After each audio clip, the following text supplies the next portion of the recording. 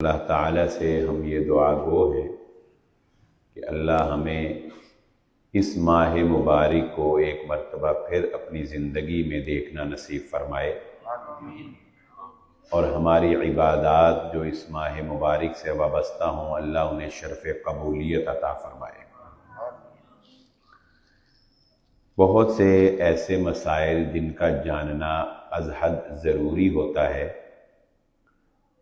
جب تک انسان بار بار سنتا نہیں ہے یا بار بار پڑھتا نہیں ہے، انسان کے ذہن میں چیزیں جو ہیں وہ قائم نہیں رہتی، یاد نہیں رہتی، انسان بھول جاتا ہے۔ تو چیزوں کو یاد رکھنے کے لیے، ان پر عمل پیرا ہونے کے لیے، ان کو ہر موقع کی مناسبت سے دہرایا جانا، سننا سنانا یہ ضروری ہے۔ اسی لیے رمضان المبارک سے پہلے ہمیں رمضان المبارک سے وابستہ اور اپنی ذات سے وابستہ مسائل کا علم ہونا چاہیے۔ سب سے پہلے تو یہ بات سمجھ لیں کہ روزے کی فرضیت ہر عاقل، عقل رکھنے والے، بالغ مرد اور عورت مسلمان کے اوپر روزہ فرض کر دیا گیا ہے۔ روزہ ہر بالغ پر فرض ہے۔ بعض اوقات ماں باپ کو اپنے بچوں پہ ترس آتا ہے کہ ابھی ہمارا بچہ بہت چھوٹی عمر کا بالغ ہو گیا ہے، تو یہ روزے کیسے رکھے گا، یہ مشکل ہوگی اس کو۔ تو یاد رکھیے، جو عادت بچپن میں انسان کو نہ ڈالی جائے وہ بعد میں بہت مشکل ہے کہ انسان اس کا عادی بنے۔ اگر بچپن سے ہی اور نوجوانی کی عمر سے ہی، بلوغت کی عمر سے ہی روزے کی عادت ڈلے گی تو انشاءاللہ وہ مرتے دم تک ساتھ رہے گی، اور روزہ رکھنے کی وجہ سے انشاءاللہ آپ کے بچے کو کچھ نہیں ہونے والا۔ باقی دین میں اتنی سختی نہیں ہے، اللہ رب العزت نے رخصت بھی دی ہے کہ فمن کان منکم مریضا او علی سفر فعدۃ من ایام اخر، جو کوئی تم میں سے بیمار ہو یا مسافر ہو تو پھر وہ روزہ رمضان میں چھوڑ بھی سکتا ہے، اور بعد والے دنوں میں اسے جا کر قضا دے کر پورا کر سکتا ہے، یعنی جب سردی کا موسم آ جائے، ٹھنڈے آ جائیں، یا جب طبیعت اس کی ٹھیک ہو جائے۔ لیکن اس کے بعد پھر ایک تھرڈ آپشن بھی ہے کہ وہ لوگ جو ایسی کسی بیماری میں مبتلا ہے کہ جن بیماریوں سے نکلنے کا کوئی تصور نہیں، اب وہ ساری زندگی روزہ نہیں رکھ سکتے، اللہ تعالی ہم سب کو ایسی بیماریوں سے محفوظ فرمائے۔ تو اب ایسا شخص جو روزہ رکھ ہی نہیں سکتا، اس کے لیے پھر شریعت نے کیا کہا ہے، فَمَن لَّمْ يَسْتَطِعْ، جو کوئی تم میں سے طاقت نہ رکھتا ہو تو وہ کیا کرے، طعام مسکین، وہ ایک مسکین کو کھانا کھلائے۔ یہ ہے روزے کا فدیہ۔ روزے کا فدیہ سمجھ لیں، کسی کو روزے رکھوانا نہیں ہے۔ بعض لوگ یہ سمجھتے ہیں کہ روزے کا فدیہ یہ ہے کہ آپ اپنی جگہ کسی دوسرے کو روزے رکھوا دیں، ایسا کوئی تصور دین میں نہیں، نہ اللہ نے قرآن میں ایسی کوئی رخصت بیان کی ہے، نہ نبی صلی اللہ علیہ وسلم نے احادیث میں۔ نہ یہ ضروری ہے کہ آپ جس بندے کو مسکین کو کھلا رہے ہیں اسے سحری بھی کھلائیں، افطاری بھی کھلائیں، یہ بھی کوئی ضروری نہیں۔ صرف کیا ہے، طعام و مسکین، بس ایک وقت کا ایک مسکین کو کھانا کھلانا، سحری افطاری کے علاوہ رات کو کھلا دیں۔ کھانا نہیں کھلا سکتے، ایک مناسب درجے کے کھانے کے پیسے جو ہیں وہ آپ اس کو دے دیں، جو میرا خیال ہے کہ 200 یا 250 روپیہ آپ کہہ رہے ہیں، 250 روپیہ بہت اچھا، یعنی ایک مڈل کلاس، ویسے تو کوئی انتہا نہیں ہے کسی چیز کی، لیکن ایک مڈل کلاس کا بندہ 250 روپے میں کھانا کھا لیتا ہے ایک ٹائم۔ تو یوں سمجھ لیں کہ روزے کا فدیہ جو ہے وہ ایک بندے کا 250 روپے بنتا ہے۔ اسی طرح حضرت عبداللہ بن عباس رضی اللہ تعالیٰ عنہ فرماتے ہیں کہ دین اسلام نے رخصت دی ہے حاملہ خواتین کو اور دودھ پلانے والی خواتین کو کہ اگر وہ روزہ نہیں رکھ سکتی تو وہ اپنے روزے کا فدیہ دے دیں۔ یہ رخصت ہے، کیونکہ یہ پھر معاملہ آگے سے آگے بڑھتا چلا جاتا ہے۔ پریگنینسی ہوئی، پھر انہوں نے فیڈ کروایا، پھر پریگنینسی ہو گئی، تو وہ تو بس بعض خواتین کے 8-8 سال 7-7 سال کے 5-5 سال کے روزے جمع ہو جاتے ہیں، پھر وہ کون رکھے؟ تو اس لیے یہ بھی رخصت شریعت نے دیکھیں آسانی دی ہے کہ وہ جو دودھ پلانے والی خواتین ہیں یا جو حاملہ خواتین ہیں، وہ اگر وہ روزہ نہیں رکھ سکتی تو وہ اپنے روزے کا ایک مسکین کو کھانا کھلانے کے برابر فدیہ دے دیں۔ اور اسی طرح وہ بوڑھے لوگ جو بڑھاپے کی وجہ سے اب روزہ رکھ ہی نہیں سکیں گے تو وہ لوگ بھی اپنے روزے کا فدیہ دے سکتے ہیں۔ اور وہ فوت شدگان جن کے ذمے کوئی روزے تھے، بندہ فوت ہو گیا لیکن کچھ روزے اس کے رہ گئے تھے، اب اس کے ورثاء اگر ان روزوں کی قضا نہیں دے سکتے تو وہ اس کے بدلے فدیہ ادا کر دیں گے۔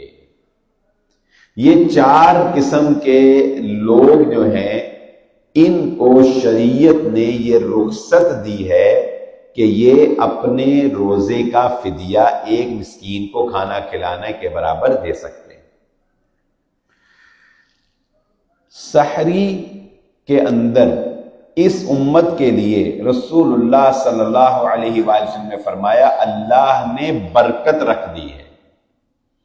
جان بوجھ کر سحری چھوڑنا جائز نہیں ہے، یعنی یہ سوچ کر رات کو سونا کہ میں روزہ تو رکھوں گا لیکن مجھے سحری کے لیے نہ اٹھانا، میں بغیر سحری کھائے ہی روزہ رکھ لوں گا، ایسے روزہ رکھنا جائز نہیں۔ البتہ اگر سحری کے وقت اتفاقاً آپ کی آنکھ نہیں کھلی تو آپ نے روزہ چھوڑنا نہیں ہے، بغیر سحری کھائے روزہ رکھا جا سکتا ہے۔ رمضان المبارک کے روزے کی نیت رات کو کرنا ضروری ہے، اور نیت دل کے ارادے کا نام ہے کہ انسان نے پختہ ارادہ کیا ہو کہ میں نے روزہ رکھنا ہے۔ اور جو روزے رکھتے ہیں ان کے تو یکم رمضان سے ہی نیت ہوتی ہے کہ ہم نے سارے روزے الحمدللہ رکھنے ہیں۔ اللہ تعالی ہم سب کو روزے رکھنے کی توفیق عطا فرمائے۔ تو سحری کی کوئی بھی خاص دعا، روزہ رکھنے کی دعا رسول اللہ صلی اللہ علیہ وآلہ وسلم سے ثابت نہیں۔ جو دعا بتائی جاتی ہے وَبِصَوْمِ غَدٍ نَوَيْتُ والی، وہ دعا بعد میں علماء نے الفاظ بیان کر دیے ہیں، وگرنہ قرآن و سنت میں وہ دعا موجود نہیں ہے۔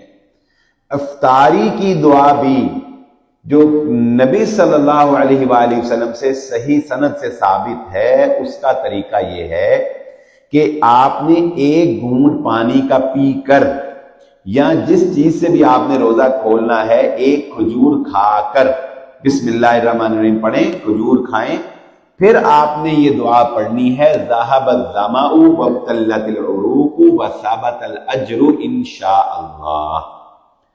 اس کا مطلب یہ ہے کہ پیاس ختم ہو گئی، رگیں تر ہو گئی، اور اس روزے کا ثواب انشاءاللہ اللہ کے ہاں لکھ لیا گیا ہے۔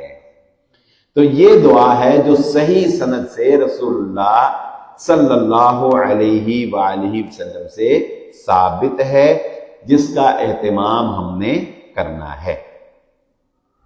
روزہ ٹوٹتا کن کاموں سے ہے؟ نمبر 1، میاں بیوی کے آپس میں تعلقات قائم کرنے سے روزہ ٹوٹ جاتا ہے۔ اور اس کا کفارہ 60 مسکینوں کو کھانا کھلانا یا 2 ماہ کے لگاتار روزے رکھنا۔ غلام اب آزاد ہو سکتے نہیں، اس لیے ان 2 کاموں میں سے ہی ایک کام کرنا ہوگا۔ اسی طرح جان بوجھ کر خود سے اپنا قے کرنا یا ڈسچارج کرنا، دونوں صورتوں میں روزہ جو ہے وہ ٹوٹ جائے گا۔ البتہ اگر فطری طور پر احتلام ہو جائے یا قے کسی بیماری کی وجہ سے آ جائے تو اس سے روزہ نہیں ٹوٹتا۔ اسی طرح کوئی بھی ایسا انجیکشن جو جسم کو تقویت فراہم کرتا ہو، غذائیت فراہم کرتا ہو، اس انجیکشن کے لگوانے سے بھی روزہ ٹوٹ جائے گا۔ البتہ کوئی پین کلر وغیرہ لگانا یا اس طرح کی کوئی انجیکشن لگوانا جو اس وقت ضرورت ہو لیکن وہ جسم کو غذا جیسی تقویت فراہم نہ کرتا ہو تو اس سے بھی روزہ نہیں ٹوٹے گا۔ آنکھوں میں ڈراپ ڈال سکتے ہیں، کانوں میں ڈال سکتے ہیں، ناک میں پانی چڑھاتے وقت احتیاط کریں کہ زیادہ اس کو اوپر نہ کھینچے وگرنہ وہ حلق سے نیچے چلا جائے گا۔ مسواک کر سکتے ہیں، ٹوتھ پیسٹ کر سکتے ہیں، لیکن احتیاط ٹوتھ پیسٹ میں رکھیں کہ وہ حلق سے نیچے نہ جائے۔ ذائقہ تو آپ کو پانی کا بھی آئے گا، کولی کرتے ہیں تو ذائقہ آتا ہے نا، ذائقے سے نہیں کوئی فرق پڑتا۔ آپ نمکین پانی سے کولی کریں تو بتائیں آپ کو منہ میں ذائقہ محسوس ہوگا کہ نہیں ہوگا؟ ہوتا ہے نا۔ ذائقہ آنے سے روزہ نہیں ٹوٹتا۔ ہر وضو میں آپ نے پانی سے وضو کرنا ہے تو ذائقہ آنا ہے آپ کو۔ تو اصل روزہ ٹوٹتا ہے جب آپ جان بوجھ کر کچھ کھا لیتے ہیں یا جان بوجھ کر کچھ پی لیتے ہیں، حلق سے نیچے کچھ اتارتے ہیں جان بوجھ کے۔ جب آپ حلق سے کچھ جان بوجھ کے نیچے اتاریں گے تو پھر روزہ ٹوٹ جائے گا۔ البتہ بھول چوک کر بھی کھانے پینے سے روزہ نہیں ٹوٹتا، بلکہ رسول اللہ صلی اللہ علیہ وسلم نے فرمایا کہ اگر کوئی بھول کے کھا رہا ہو تو خاموش رہا کرو، اس کو اللہ کھلا رہا ہوتا ہے۔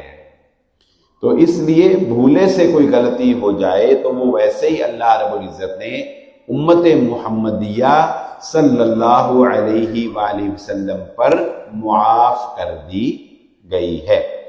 خون دینے سے روزہ نہیں ٹوٹتا، بلڈ ٹیسٹ کروانے سے یا کسی کو بلڈ دینے سے روزہ نہیں ٹوٹتا، لیکن بلڈ دینے کے بعد اگر آپ کو اتنی کمزوری ہو جائے کہ آپ اپنے روزے کو برقرار نہ رکھ سکیں تو پھر آپ کو روزہ افطار کر لینا چاہیے اور بعد میں اس کی قضا دے دی جائے گی۔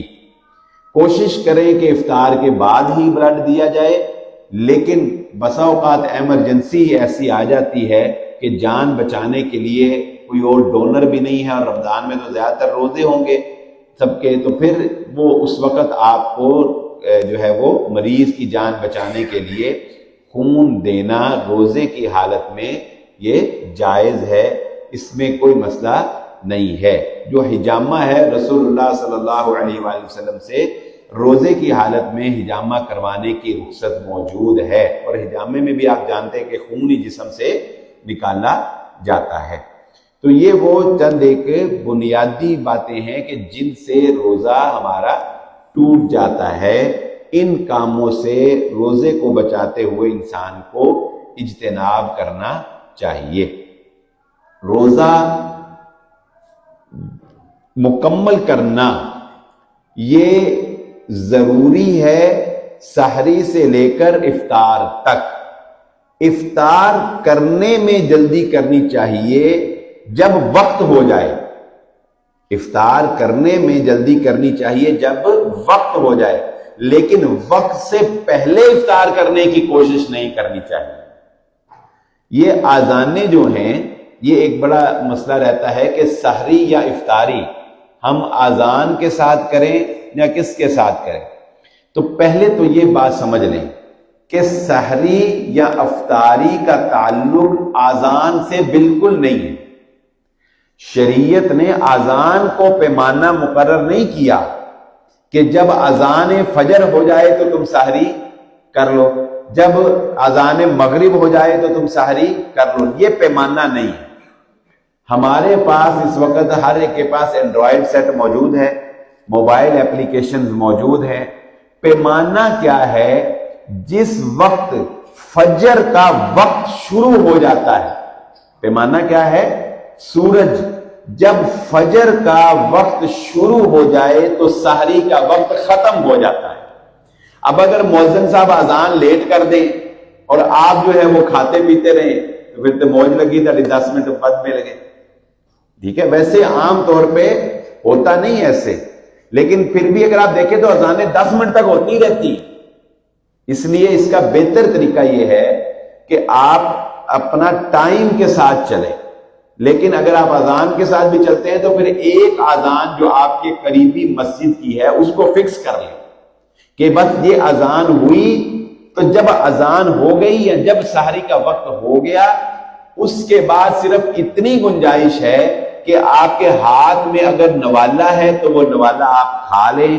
چائے کا کپ ہے تو جو گھونٹ آپ نے لگانا ہے وہ ایک گھونٹ آپ لگا لیں. گلاس پانی کا ہے تو وہ پانی کا گلاس آپ پی لیں.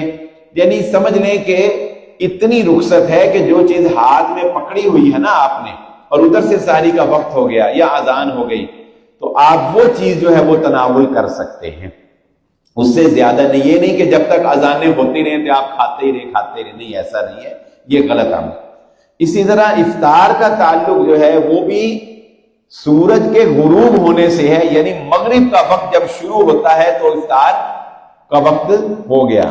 لیکن اگر آپ اذان کو دیکھیں تو اذان اگر لیٹ ہو جائے تو اس لیے اس بات کو بھی سمجھ لیں. ویسے اذانیں تمام رمضان میں کیا جاتا ہے لیکن پھر بھی آپ کو مسئلے کا صحیح کا علم ہونا چاہیے. بس اوقات کا انسان کسی ایسی سفر میں ہوتا ہے جہاں اذان کی آواز ہی نہیں آ رہی ہوتی. ٹھیک ہے نا؟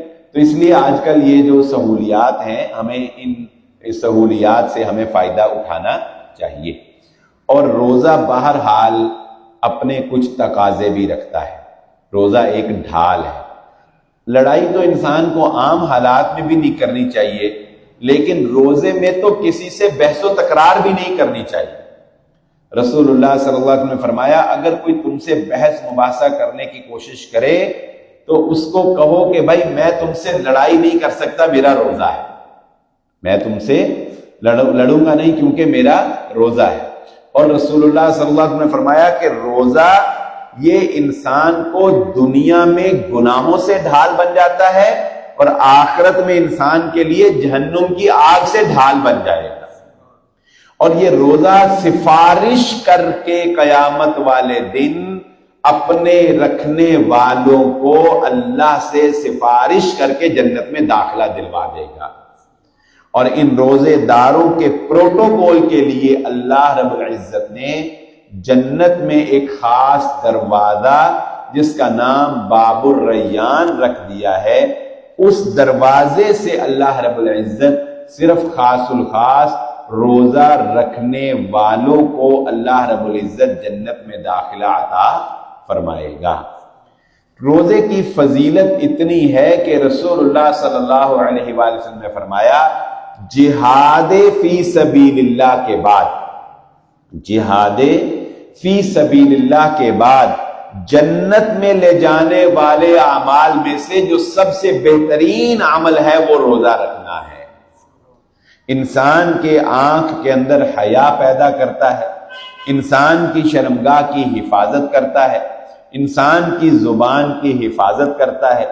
اسی لیے رسول اللہ صلی اللہ علیہ وسلم نے فرمایا، اللہ فرماتے ہیں الصوم لی وانا اجزی بہ، کہ بندہ خالص میرے لیے روزہ رکھتا ہے اور اس کا اجر بھی اس کو خالص میں اپنی طرف سے عطا کرنے والا ہوں.